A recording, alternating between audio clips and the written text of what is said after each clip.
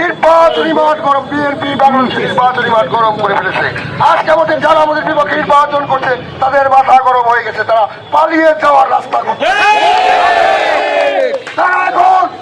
তারা এখন নির্বাচন বন্ধের পায়তারা করছে, তাদের নির্বাচনী কার্যক্রম নাই। আজকে গত বৃহস্পতিবার গেছে, আজকে গেছে।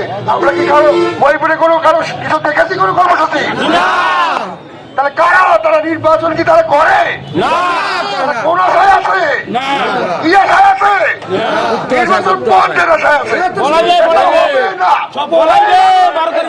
হতে দেওয়া হবে না।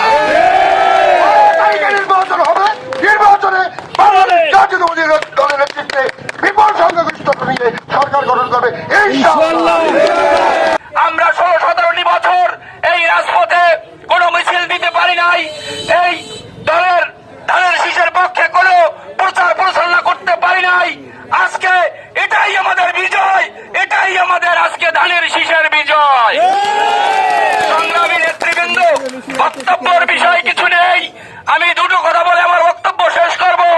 একটি হচ্ছে বাংলাদেশে একটি দল আজকে পালিয়ে যাওয়ার পরে যে আওয়ামী লীগের ভাই ও বোনেরা রয়েছে, আজকে আমাদের বিএনপির অ্যাক্টিং চেয়ারম্যান এবং এই কলাপাড়া গণমানুষের নেতা এবিএম মোশাররফ হোসেন সাহেবের নির্দেশে আমরা সাধারণ আওয়ামী লীগকে আজকে বুকে টেনে নিয়েছি, যার সুবাদে ওই পাখার প্রার্থী ওই চরমনের হুজুরের নিজেরও মাথা খারাপ হয়ে গিয়েছে।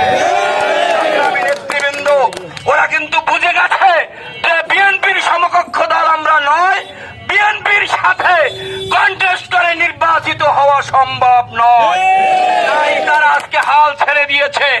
আমি বিএনপির সকল পর্যায়ের নেতৃবৃন্দকে বিনীতভাবে অনুরোধ জানাবো, আমরা কিন্তু 12 তারিখের আগে হাল ছাড়বো না ইনশাআল্লাহ।